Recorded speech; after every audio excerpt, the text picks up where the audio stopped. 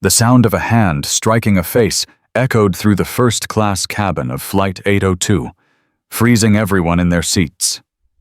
Tiffany St. Clair, a senior flight attendant with 15 years of experience, stood trembling over a passenger in a gray hoodie. She thought she was disciplining a disruptive economy-class imposter who refused to follow orders. She thought she was protecting the sanctity of her elite cabin. What Tiffany didn't know was that the woman holding her cheek in shock wasn't just a passenger. Her name was Alisha Reynolds, and exactly 24 hours ago, she signed the papers to become the majority owner of this entire airline.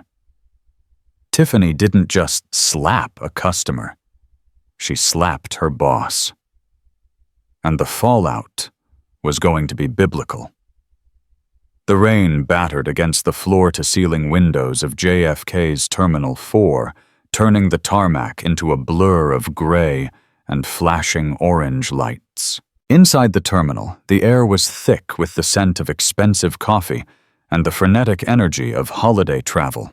Alisha Reynolds adjusted the hood of her oversized Yale sweatshirt, pulling it slightly lower over her eyes.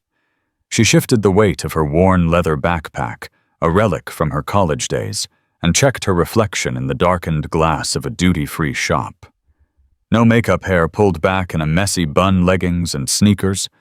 To the untrained eye, she looked like a tired college student, or perhaps a young creative struggling to make rent. She certainly didn't look like the woman who had just graced the cover of Forbes under the headline, "The Titan of Logistics." Yesterday, Alisha's private equity firm, Reynolds & Company, had finalized the hostile takeover of Vanguard Airways. The airline was failing. Stocks were plummeting, service complaints were at an all-time high, and the brand was bleeding money. The board was incompetent, and the staff morale was toxic. Alisha had bought it not to strip it for parts, but to save it. But before she walked into the boardroom on Monday morning to fire the CEO, she needed to know the truth. She needed to see the rot from the inside. She glanced down at her boarding pass. Seat 1A, first class, London Heathrow. "Final boarding call for Vanguard Flight 802 to London," the announcer's voice boomed. Alisha joined the priority lane. Ahead of her, a man in a bespoke Italian suit was tapping furiously on his phone. The gate agent, a man named Gary, with a tired smile, scanned the man's ticket. "Welcome aboard, Mr. Sterling. Pleasant flight." Alisha stepped up. She held out her phone. Gary looked at the phone, then up at Alisha. His eyes did a quick, judgmental sweep. He took in the hoodie, the backpack, the lack of visible jewelry. His smile didn't just fade. It evaporated. "Miss," Gary said, his voice dropping an octave, losing all warmth. "This is the priority lane. Economy boarding is in Zone 4, which hasn't been called yet. Please step aside." Alisha didn't flinch. She was used to this. "I know. I'm in Group 1. Gary sighed a loud, theatrical exhale through his nose. "Miss Group 1 is for first class and Diamond Medallion members only. If you try to scan an economy ticket here, the machine will error out and you'll hold up the line." "Just scan it, please," Alisha said, her voice calm but firm. Gary shook his head, muttering something under his breath about listening skills as he grabbed the scanner gun. He aimed it at her phone, expecting the angry red light of rejection. Beep, beep, green light. Gary blinked. He looked at the screen. Passenger Reynolds, A, Seat 1A, Status VIP. The machine didn't lie, but Gary couldn't process it. He looked back at her, confused. Right. Go ahead. No welcome aboard, no pleasant flight. Just a wave of dismissal, as if she had cheated the system. Alisha walked down the jet bridge, the damp cold of the tunnel seeping through her hoodie. This was exactly why she was here. If they treated a paying first-class passenger this way at the gate, she shuddered to think what was happening at 30,000 feet. She stepped onto the plane, turning left toward the sanctuary of first class. Standing at the galley entrance was Tiffany St. Clair. Tiffany was a Vanguard Airways institution. She wore the navy blue uniform with a terrifying precision. Her scarf was knotted perfectly, her lipstick was a violent shade of red, and her blonde hair was lacquered into an immovable helmet. She wore a golden pin on her lapel that read, "Service Manager." She was currently smiling at Mr. Sterling, the man in the suit. "Mr. Sterling, so good to see you again," Tiffany cooed, taking his coat. "Champagne before takeoff, or perhaps a mimosa." "Champagne, Tiffany. Dry," Sterling replied, sliding into seat 1F. "Coming right up." Tiffany turned her smile beaming, ready to greet the next elite passenger. Her eyes landed on Alisha. The smile snapped off like a light switch. Alisha stepped forward. "Good morning." Tiffany didn't move out of the aisle. She stood her ground, blocking the path to seat 1A. Her eyes narrowed, scanning Alisha from the sneakers to the hoodie. "Boarding passes?" Tiffany demanded. "Not, 'May I see your boarding pass,' but a command." Alisha held up her phone again. Tiffany snatched the device from her hand, her manicured nails clicking against the screen. She stared at it, frowning, zooming in on the QR code as if looking for a forgery. "Seat 1A. Tiffany scoffed, looking up. "Is this an upgrade?" "No," Alisha said. "I bought the ticket." Tiffany let out a short, incredulous laugh. "Right. Well, employee non-rev travel and lucky upgrades need to understand the dress code. We maintain a standard in this cabin." She shoved the phone back at Alisha. "Don't store that backpack in the overhead bin. The bins are reserved for paying customers' luggage. Put it under the seat." Alisha knew the regulations. Seat 1A was a lie-flat pod. There was no under-the-seat storage during takeoff. Everything had to go in the bin. "Actually," Alisha said, keeping her tone neutral, "I can't put it under the seat in a pod configuration. It has to go up." Tiffany's eyes flashed with irritation. "Fine. But if Mr. Sterling or anyone else needs that space for their suit jackets, your bag comes down. Do you understand?" "I understand that I paid $6,000 for this seat, which includes bin space," Alisha said, stepping past Tiffany and lifting her bag into the bin. Tiffany bristled. She wasn't used to being challenged, especially not by someone who looked like they belonged in the back row near the toilets. She leaned in close to Alisha, her voice a harsh whisper. "Watch your tone. You might be in the seat, but I run this cabin. Don't make me regret letting you on." Alisha sat down, buckling her belt. She didn't respond. She just watched. She watched as Tiffany fawned over a couple in row 2.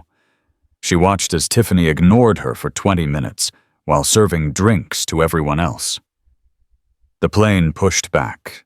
The safety demo played. The engines roared. Alisha looked out the window as the wheels left the ground. She took a deep breath. The war had begun.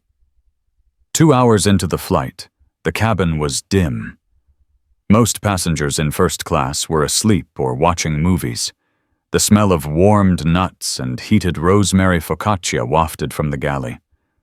Alisha had her laptop open. She wasn't watching a movie. She was reviewing the quarterly expense reports for the in-flight services division, Tiffany's division. The numbers were atrocious. High waste, high theft, and massive payouts for customer service complaints. She felt a shadow fall over her. Tiffany was standing there with a bottle of water, but she wasn't offering it. She was collecting trash. "Excuse me," Alisha said quietly. "Could I get a sparkling water, please? And perhaps the menu I was skipped during the meal service." Tiffany stopped. She looked at Alicia's laptop screen, then at Alisha. We ran out of meals. You ran out of meals in first class, Alisha asked. There are 12 seats. There are 8 passengers. How do you run out? There was a mix-up with catering. Tiffany lied smoothly. She didn't even blink. And I'm busy right now. I'll get your water when I'm done with the actual service. I am part of the service, Alisha said. She closed her laptop slowly. What is your name again? Tiffany dropped the trash bag on the floor. It landed with a soft thud. She placed her hands on her hips. My name is Tiffany St. Clair. I have been with Vanguard for 15 years, and I don't appreciate your attitude. And I don't appreciate being discriminated against because of how I'm dressed, Alisha countered. I've watched you serve everyone else. You skipped me. You were rude at the door. And now you're lying about the food. I saw you throw 2 uneaten filet mignons into the trash compactor 5 minutes ago. Tiffany's face went pale, then flushed a deep, angry crimson. She had been watched. Listen to me, you little brat, Tiffany hissed, leaning over the console, invading Alicia's personal space. I don't know who you think you are, or whose credit card you stole to buy this ticket, but you don't belong here. You're disrupting my flight. I'm asking for a glass of water. Alisha said, her voice rising slightly enough that Mr. Sterling in 1F paused his movie and took off his headphones. Lower your voice, Tiffany snapped. I will not, Alisha said, unbuckling her seatbelt and standing up. She was taller than Tiffany. I want to speak to the captain, or the purser if you aren't the lead. I am the purser, Tiffany shouted. And you are sitting down right now. No, Alisha said. You are refusing service and you are being hostile. I want your employee ID number and I want to speak to the pilot. Tiffany's control snapped. This girl, this hoodie-wearing nobody, was trying to humiliate her in her domain. Tiffany grabbed Alicia's shoulder, her fingers digging into the sweatshirt fabric. Sit down, now. Take your hands off me, Alisha said, her voice icy cold. I said sit down, Tiffany screamed. She yanked Alisha backward. Alisha stumbled, but caught herself on the armrest. She swatted Tiffany's hand away. Don't touch me. The cabin was awake now. Every head was turned. Mr. Abernathy in seat 3A had his phone out, the camera lens pointed directly at them. Tiffany saw the phone. She saw the eyes of the wealthy passengers judging her. Panic mixed with rage. She needed to regain control. She needed to assert dominance. In her mind, Alisha was the aggressor. Alisha was the threat. You are assaulting a flight crew member, Tiffany shrieked, playing the victim card immediately. That is a federal offense. You grabbed me, Alisha yelled back. Back off. Tiffany didn't back off. She stepped forward chest to chest with Alisha, fueled by a decade of bitterness and a sudden blinding rage at being challenged by someone she viewed as inferior. Get back in your seat, you piece of I am the owner of this airline, Alisha blurted out, the secret slipping out in the heat of the moment. Tiffany froze for a split second. Then she laughed. A cruel, mocking cackle. You, the owner. You look like you clean the toilets at the airport, honey. The disrespect was palpable. The air in the cabin was so tense it felt like it could shatter. Get out of my face, Alisha said, turning to walk toward the cockpit door to knock for the pilot. Tiffany saw red. She couldn't let this girl walk away from her. She couldn't let her knock on that door and ruin her career. She had to stop her. She reached out, grabbed Alisha by the shoulder, spun her around, and swung. Smack. The sound was sickeningly loud. Tiffany's open palm connected with the left side of Alicia's face with full force. It wasn't a light tap. It was a haymaker slap. Alicia's head snapped to the right. A collective gasp sucked the air out of the cabin. Alisha stumbled back, falling into the empty seat of 1D. She brought her hand up to her cheek, her eyes wide with shock. The stinging sensation was immediate, hot and throbbing. For 3 seconds, there was absolute silence. The drone of the engine seemed to vanish. Tiffany stood there, her hand still raised slightly, her chest heaving. For a moment she looked triumphant. Then she looked at Mr. Sterling in 1F. His mouth was hanging open. She looked at Mr. Abernathy in 3A. He was still filming. The reality of what she had just done crashed down on her. She had just physically assaulted a passenger. Alisha slowly stood up. She didn't scream. She didn't attack. She wiped a small trickle of blood from the corner of her lip where her tooth had cut the skin. She looked at Tiffany with an expression that wasn't fear. It was pity. And underneath the pity, a terrifying resolve. "Did you—" Alicia's voice was trembling, but not from tears. It was adrenaline. "Did you just slap me? You were threatening the cockpit." Tiffany stammered, her voice shaking, trying to spin the narrative in real time. I had to subdue a threat." "She didn't threaten anyone," Mr. Sterling shouted from his seat, unbuckling. "She asked for water. You just assaulted her." "Sit down, sir!" Tiffany yelled, panic taking over completely. She grabbed the interphone handset on the wall. Captain, we have a level 4 threat in the cabin. Passenger is violent. I've been attacked." Alisha just stood there watching Tiffany dig her own grave. The cockpit door lock clicked. The door opened. Captain Mark Henderson stepped out looking alarmed. He was a big man, calm, but imposing. He saw Alisha holding her bleeding lip. He saw Tiffany hyperventilating with the phone in her hand. He saw the other passengers standing up angry. "What is going on here?" Henderson demanded. "She attacked me," Tiffany cried, pointing a shaking finger at Alisha. "She tried to storm the cockpit. I had to defend the flight deck."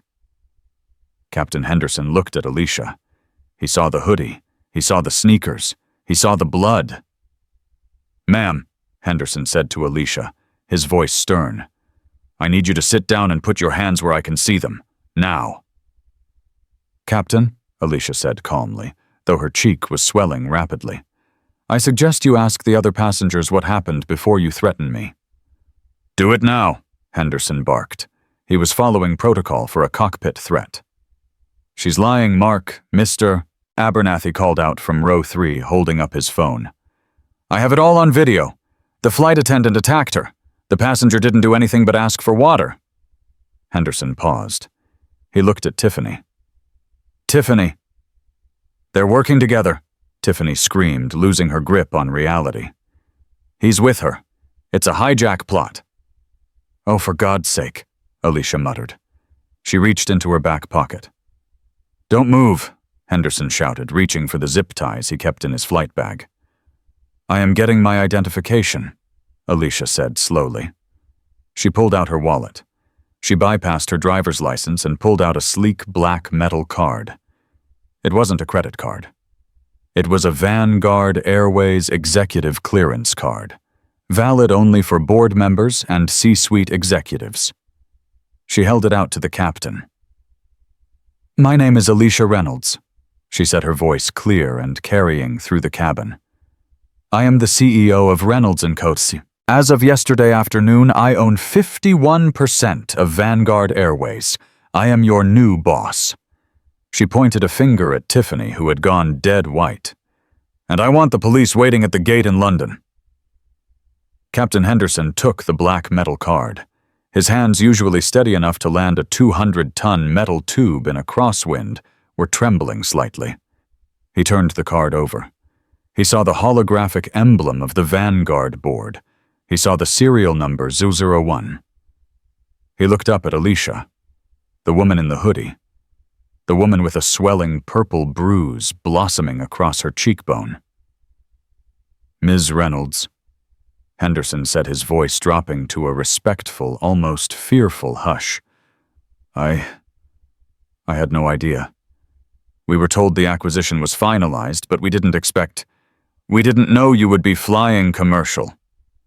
That was the point, Captain, Alisha said, her voice steady but laced with pain. I wanted to see how my airline treats people, and now I know, Tiffany Saint. Claire was standing against the galley wall, her chest heaving. She looked back and forth between the captain and Alisha. The color had drained from her face so completely she looked like a corpse. Captain, Tiffany gasped, her voice shrill and desperate. You can't believe her.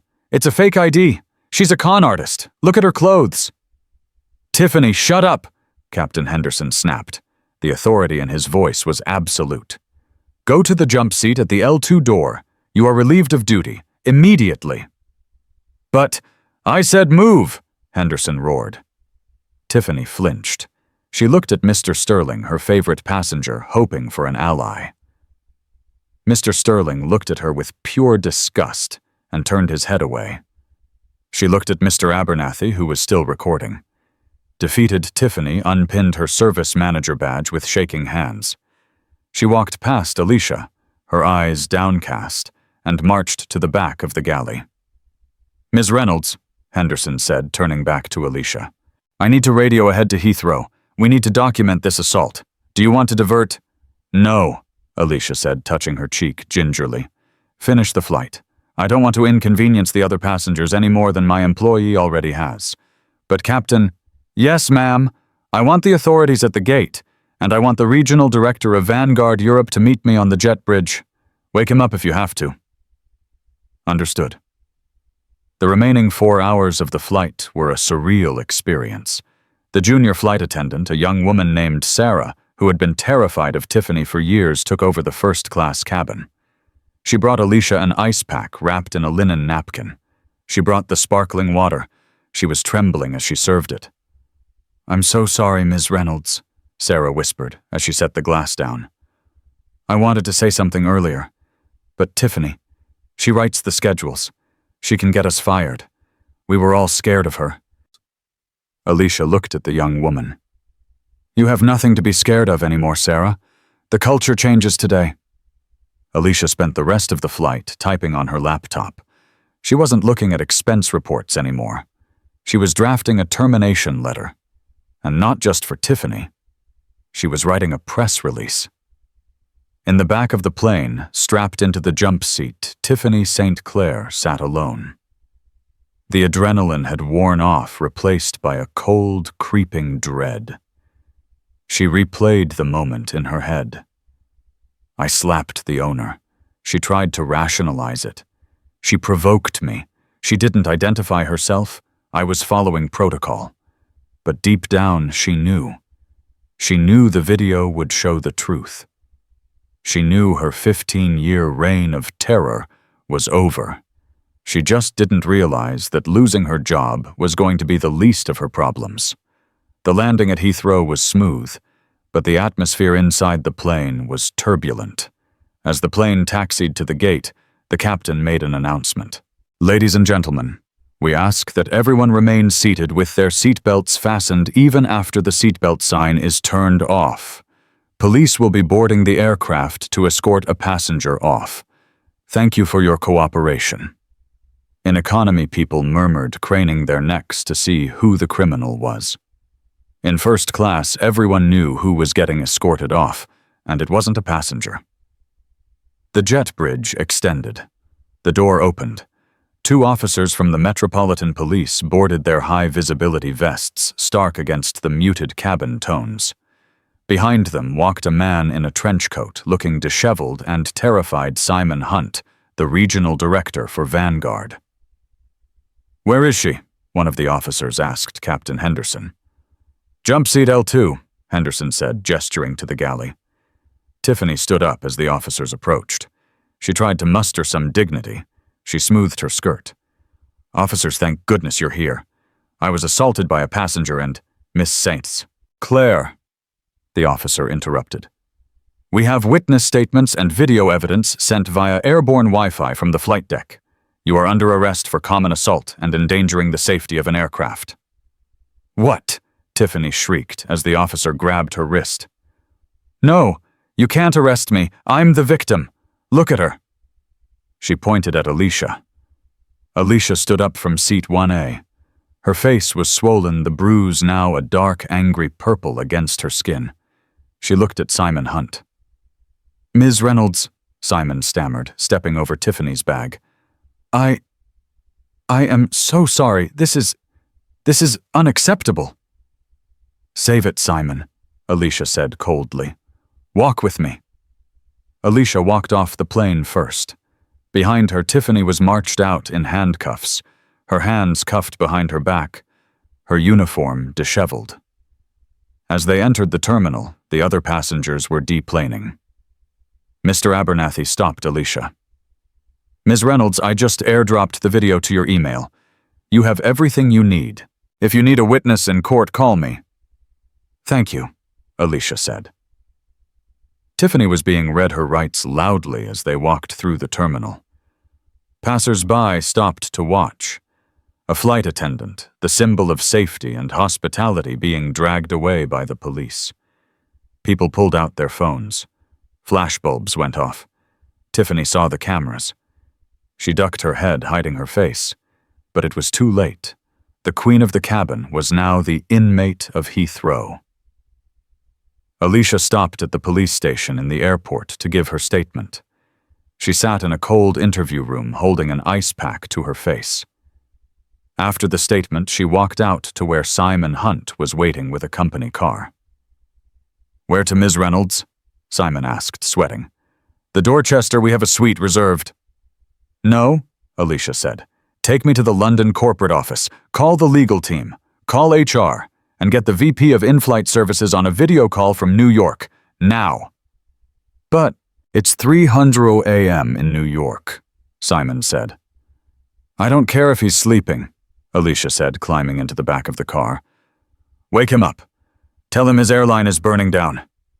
The headquarters of Vanguard Airways in London was a monolith of glass and steel towering over the financial district. At 4:00 a.m., the building was usually a tomb of silence, inhabited only by security guards and cleaning crews. But tonight, the executive floor on the 45th level was blazing with light. Alisha Reynolds walked out of the elevator flanked by Simon Hunt and two members of her private legal counsel who had just flown in on a private jet from Zurich. The atmosphere in the hallway was suffocating. Junior assistants, summoned from their beds in the middle of the night, scurried around with tablets and coffees, terrified to make eye contact. They had seen the news. They knew the woman walking down the hall with a swollen purple bruise on her face and a split lip wasn't just a victim. She was the executioner. Alisha didn't stop at the guest lounge. She marched straight into the main boardroom, a cavernous space dominated by a 30-foot mahogany table and a wall-sized video screen. "Get New York on the line," Alisha commanded, tossing her backpack, the same one Tiffany had sneered at, onto the polished wood of the table. "Now." Simon Hunt, sweating profusely in his trench coat, fumbled with the touch panel on the wall. "Ms. Reynolds, it is. It is 11:00 p.m. in New York. Mr. Thorne is likely at home." "I don't care if he's at a funeral," Alisha said, her voice eerily calm. "Wake him up." The screen flickered to static, then blue, and finally connected. The image resolved into the interior of a luxurious penthouse in Manhattan. Marcus Thorne, the vice president of in-flight services, was sitting in a leather armchair. He was wearing a silk robe, holding a glass of scotch, and looking visibly annoyed. He wasn't asleep. He was clearly entertaining guests, as faint music and laughter could be heard in the background. Marcus was a man of the old guard, 55, silver-haired, charming on the surface but rotting with arrogance underneath. He had survived 3 mergers and 4 CEOs. He thought he was untouchable. "Alisha," Marcus said, his voice dripping with condescending familiarity. He took a sip of scotch. "I was told this was an emergency. Do you have any idea how late it is? We have a board meeting on Tuesday. Surely this could have waited. Alisha sat at the head of the table in London. The camera zoomed in on her face. Under the harsh fluorescent lights, the injury Tiffany had inflicted looked gruesome. The swelling had closed her left eye slightly. "Look at me, Marcus," Alisha said softly. Marcus leaned toward his webcam, squinting.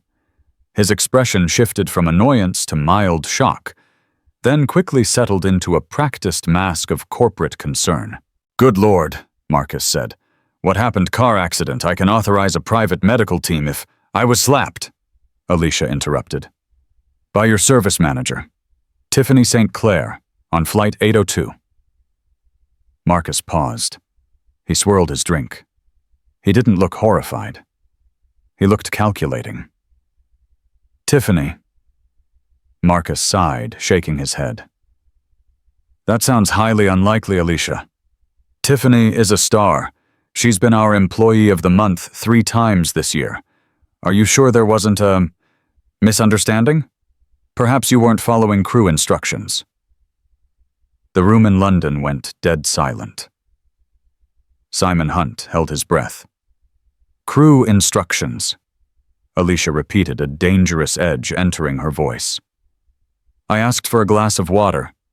Marcus, I was wearing a hoodie. She decided I didn't look like I belonged in first class, so she assaulted me." Marcus chuckled. A dry, dismissive sound. "Alisha, look. You're new to the airline industry. It's a high-stress environment. Passengers, even owners, can be disruptive. If Tiffany felt threatened, she followed protocol. We have a union to deal with. I can't just discipline a 15-year veteran because you got into a cat fight." "A cat fight." Alisha stood up slowly. The pain in her face throbbed, but it only sharpened her focus. "You think this is about a single incident? You think this is about her slapping me? Well, isn't it?" Marcus countered, checking his watch. "No," Alisha said. "It's about why she felt comfortable doing it. It's about who taught her that she was above the law." Alisha signaled to her lawyer, who tapped a key on a laptop connected to the screen. A document appeared on the main display shared with Marcus in New York. It was a spreadsheet. Red lines crossed it like jagged scars. "I didn't just buy this airline blindly, Marcus," Alisha said. "For the last 3 months, my forensic accountants have been digging through the in-flight services budget. Do you know what we found?" Marcus stiffened. The arrogance began to crack. "I don't know what you're talking about. My department is profitable." "Your department is a protection racket," Alisha stated. "I found 22 formal complaints against Tiffany St. Clair in the last 3 years. Racial profiling, verbal abuse, physical intimidation, and every single one of them was flagged by your office." Alisha swiped the screen. An email chain appeared. "Here's an email from a passenger in 2023. An elderly woman. She said Tiffany screamed at her for using the wrong lavatory. The woman was humiliated. She wrote to you personally, Marcus." Alisha read the email aloud. "Mr. Thorne, please help me. I have never been treated so poorly." "And here is your reply to HR," Alisha continued, her voice rising. "Delete the file. Issue the passenger a $50 voucher. Tiffany saves us $200,000 a year in catering waste reduction. She is an asset. Protect her." Marcus went pale. The scotch glass froze halfway to his mouth. That email is privileged internal communication. You can't— "I own the server, Marcus." Alisha slammed her hand on the table. "I own the emails. I own the data. I own you." She leaned into the camera. "You created a monster. You encouraged Tiffany and others like her to treat passengers like cattle because it saved you pennies on the dollar. You built a culture where a flight attendant thought she could slap a black woman in a hoodie because she assumed I was nobody. She assumed she would get away with it because you have let her get away with it for a decade." "Now wait a minute," Marcus stammered, standing up in his penthouse. "You are twisting this. I ran a tight ship. Vanguard was bleeding money before I took over services. I did what I had to do. You compromised safety and human dignity for a bonus check, Alisha spat. But the worst part, you didn't just protect her, you profited from it. Alisha nodded to her lawyer again. A bank transfer record appeared on the screen. We found the kickbacks, Marcus, the catering contracts. Tiffany wasn't just reducing waste, she was shorting the orders. You were billing the airline for full meals loading half and splitting the difference with the vendor. Tiffany was the enforcer on the plane to make sure no one complained about the lack of food. That's why she snapped when I asked for a meal. She was terrified I'd find out the inventory didn't exist. Marcus dropped his glass. It shattered on his hardwood floor, the sound exploding through the speakers in London. You can't prove that, he whispered, his face gray. I don't have to prove it to a jury right now, Alisha said, crossing her arms. I just have to prove it to the board of directors. And I am the board. She picked up a document from the table, a single sheet of heavy cream-colored paper. Marcus Thorne, she read formally, is effective immediately. Your employment with Vanguard Airways is terminated for gross misconduct, embezzlement, and corporate negligence. You can't do this, Marcus shouted, panic taking over. I have a contract. I have a golden parachute. If you fire me, you owe me $20 million. Read Clause 14, Section B of your contract, Alisha said coldly. All severance is void in cases of criminal activity. You aren't getting a golden parachute, Marcus. You're getting a lawsuit. She looked at him with pure disdain. Security is already in the elevator at your building in New York. They are there to seize your company devices and escort you out. If you resist, the NYPD is waiting in the lobby with a warrant regarding the catering fraud. Marcus looked at the door of his apartment. He looked back at the screen. The confidence was gone. The charm was gone. He looked like a cornered rat. Alisha, please, he begged, his voice cracking. We can work this out. I can help you. I know where the bodies are buried. You are the body, Marcus, Alisha said. She reached for the remote control on the table. Get out of my airline. She pressed the button. The screen went black. The image of Marcus Thorne, terrified and ruined, vanished into the digital void. Alisha stood in the silence of the London boardroom. Her head was pounding, her cheek was throbbing, but her hands were steady. She turned to the room. The junior assistants were staring at her with wide eyes, not with fear anymore, but with awe. Simon Hunt looked like he was about to faint. Simon, Alisha said, turning to the trembling regional director. Yes, Ms. Reynolds, Simon squeaked. You were at the gate, she said. You saw the culture Tiffany created. You did nothing. I was afraid of Marcus, Simon admitted, looking at his shoes. He destroyed anyone who spoke up. Alisha studied him. She saw a weak man, but not a malicious one. You're on probation, Simon, she said. You have 90 days to retrain every single staff member in the London hub. I want a new handbook. I want new protocols. I want kindness to be the primary metric of performance, not cost-cutting. If you can't do that, you'll join Marcus. Do you understand? Yes, ma'am. Simon breathed, nodding vigorously. Absolutely, thank you. Thank you for the chance. Alisha picked up her backpack. She walked to the floor-to-ceiling window and looked out at the London skyline just starting to turn gray with the coming dawn. She touched the bruise on her face. It hurt, but the pain felt different now. It wasn't just an injury. It was the price of admission. She had bought the airline to save it, but she hadn't realized until tonight that she had to break it to fix it. Call the press office, Alisha said to the room, not turning around. Tell them I'm ready to make a statement, and tell them to title it A New Era for Vanguard. She watched a plane take off in the distance, its lights blinking against the morning sky. The cleaning starts now.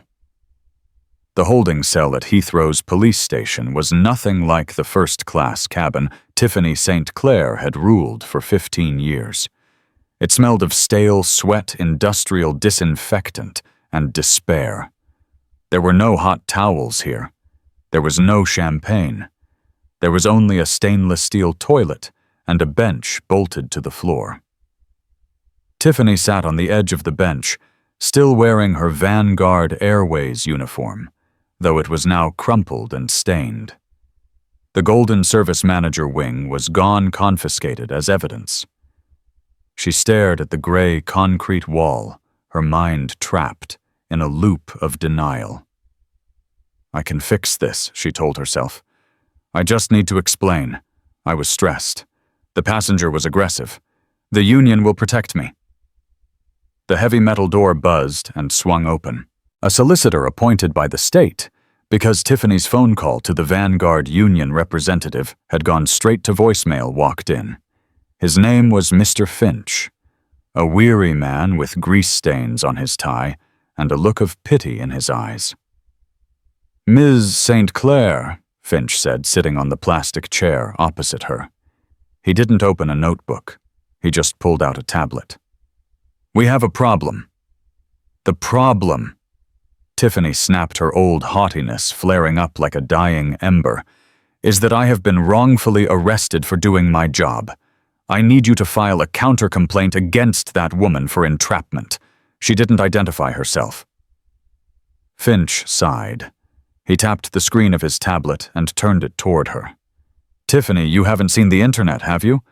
I've been in a cell for 6 hours, obviously not. Watch." Finch pressed play. The video was crystal clear. It had been shot by Mr. Abernathy's iPhone 15 Pro in 4K resolution. It showed Alisha Reynolds standing calmly asking for water. It showed Tiffany screaming like a banshee. It showed the physical shove. And then in agonizing slow motion, it showed the slap. The sound, crack, was audio-enhanced by the internet. But it wasn't just the video. It was the view count. Views 74, 302, 118. Slap, attendant, Mash Vanguard, boycott, Karen. "The skies. 74 million, Finch whispered. "In 6 hours. It is currently the #1 trending topic on Twitter, TikTok, and YouTube. CNN is running it on a loop. The BBC has a panel discussing air rage and classism. Tiffany, you are the most hated woman in the Western Hemisphere right now."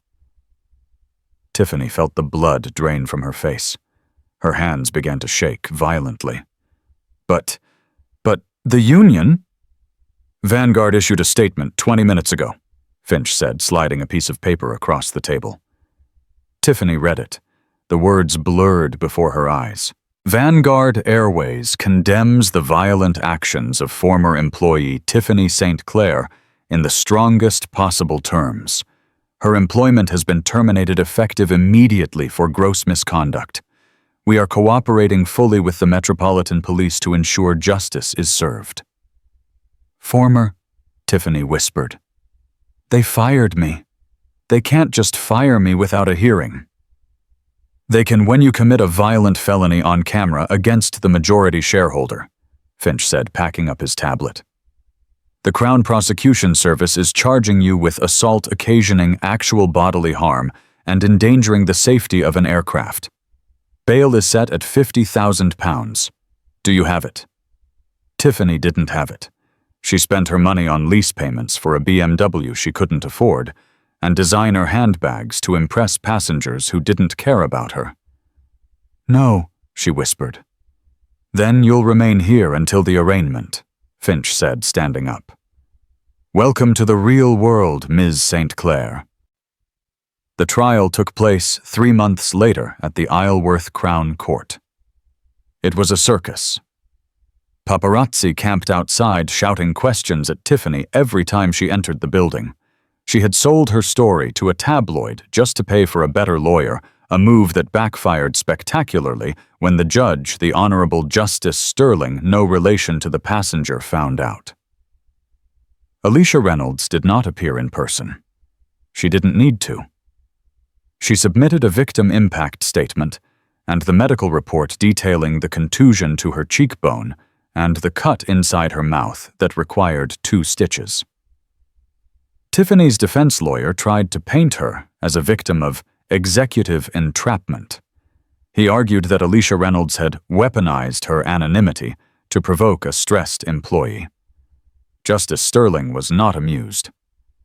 "Mr. Defense Counsel," the judge interrupted during closing arguments, "are you suggesting that it is acceptable for a flight attendant to strike a passenger across the face simply because they do not know that passenger is a billionaire? Does the law of assault only apply when the victim is wearing a suit?" The courtroom chuckled. Tiffany sank lower in her seat. When the verdict came down, it was swift. Guilty on all counts. "Tiffany St. Clair," Justice Sterling said, looking down over his spectacles. "You held a position of authority and trust at 30,000 feet. You abused that trust in a display of arrogance and violence that is frankly shocking. You struck a woman for the crime of asking for water while wearing a hoodie. You represent the very worst of customer service culture." Tiffany held her breath, praying for probation. "I sentence you to 8 months in Her Majesty's prison service," the judge declared. The gavel banged. "Furthermore, I am issuing a lifetime banning order. You are prohibited from entering any aircraft for any purpose departing from or arriving in the United Kingdom for the remainder of your life." Tiffany screamed. It was a guttural sound of pure horror. Prison she could handle. She would be out in 4 months with good behavior. But the flight ban flying was her life. It was her identity. It was the only thing she knew how to do. She was dragged out of the courtroom in handcuffs, her screams echoing in the hallway. Prison was terrible, but the real punishment began the day she was released. Tiffany walked out of the prison gates 4 months later, pale and thinner. She had expected maybe a friend to pick her up. No one was there. Her friends from the airline had blocked her number the day the video went viral. She took a bus back to her flat in London, only to find the locks changed. Alisha Reynolds hadn't just relied on the criminal justice system. She had filed a civil lawsuit for damages, not for herself, but for reputational harm to Vanguard Airways. The judgment was massive. Tiffany's assets had been frozen and liquidated to pay the settlement. Her condo foreclosed, her BMW repossessed, her closet full of Louis Vuitton and Gucci auctioned off online to pay her legal fees. She checked her bank account on a burner phone. Balance $42,050. She was 40 years old. She had a criminal record for violence. She was banned from travel. She had no home, no car, and no reference. The job hunt was a humiliation conga line. She applied to be a receptionist at a hotel. The manager recognized her immediately. "You're the slap lady," he said, looking at her with disgust. "We don't hire people who hit guests. Get out." She applied to a call center. They Googled her name. High liability risk. She applied to a fast food chain. Even they turned her down because customers kept taking photos of her during the interview and posting them on TikTok. She was radioactive. The only jobs available to her were the ones where she wouldn't be seen, the ones in the shadows, the ones nobody else wanted. 8 months after the incident, JFK, International Airport, New York. The winter snow was falling softly outside the massive glass windows of Terminal 4. Inside the terminal was warm and buzzing with the excitement of the holiday rush. Alisha Reynolds walked through the terminal flanked by her executive team. She looked different, confident. The bruise was long gone, replaced by a glow of genuine success. Vanguard Airways was back.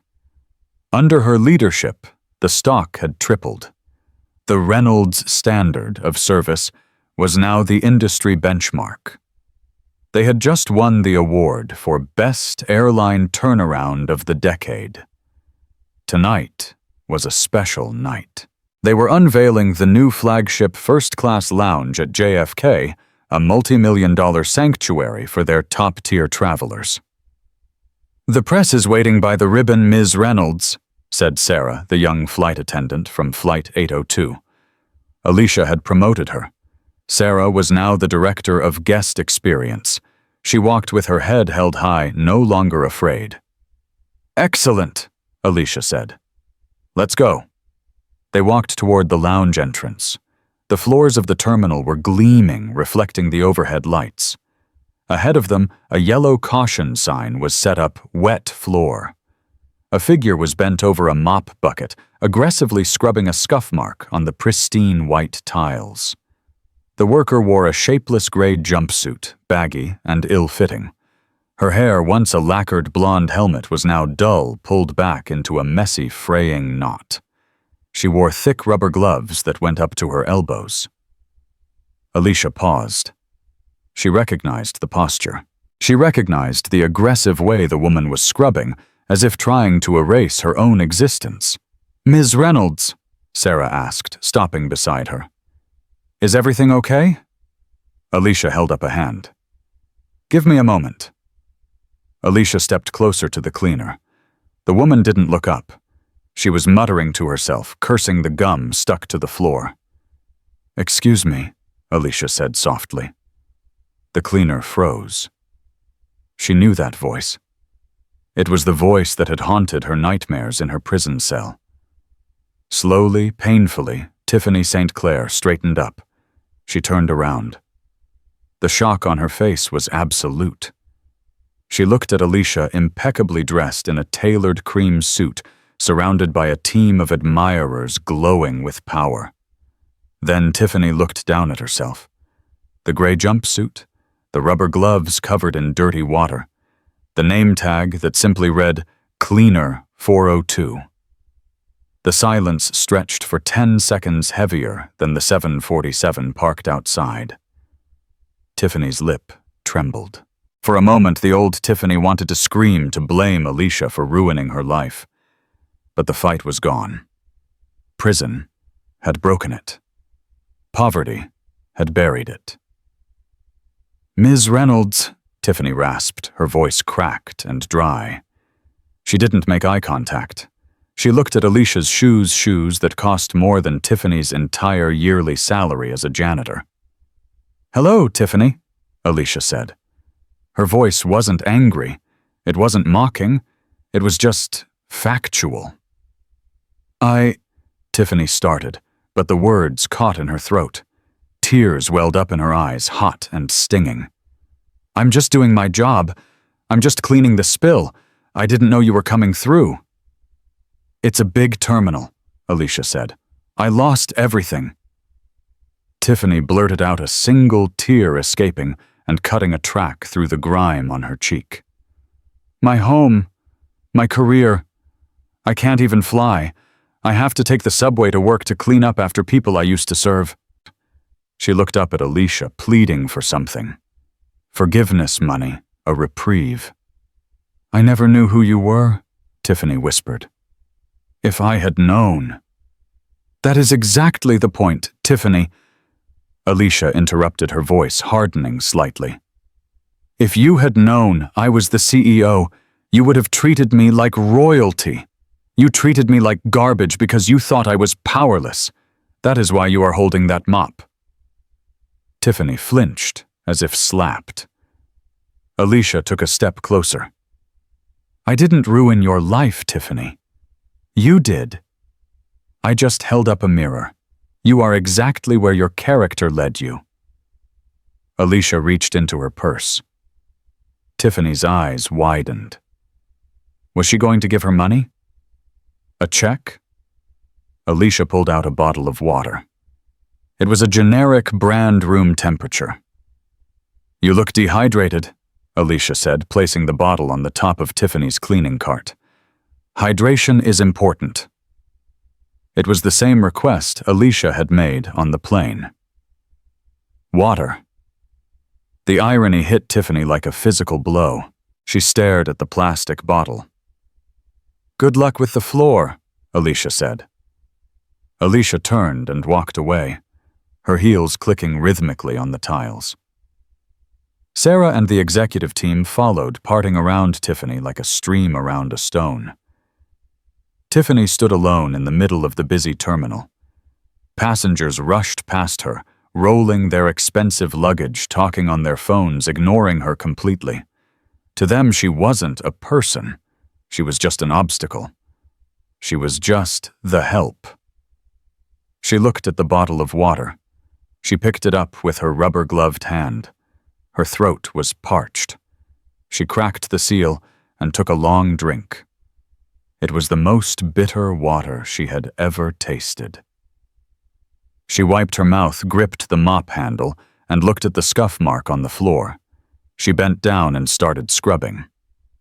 And that is how Tiffany St. Clair went from pouring champagne in first class to scrubbing floors in the terminal. It's a brutal reminder that you never know who you're talking to. Status isn't about the uniform you wear. It's about how you treat people when you think no one is watching. Tiffany learned that lesson the hard way, costing her her career, her freedom, and her dignity. What do you think? Was Alisha's punishment of Tiffany too harsh? Or did she get exactly what she deserved? Let me know in the comments below. I read every single one. And if you enjoyed this story of high-altitude justice, please smash that like button, subscribe to the channel, and hit the bell icon so you never miss a story. Fly safe and be kind. See you in the next video.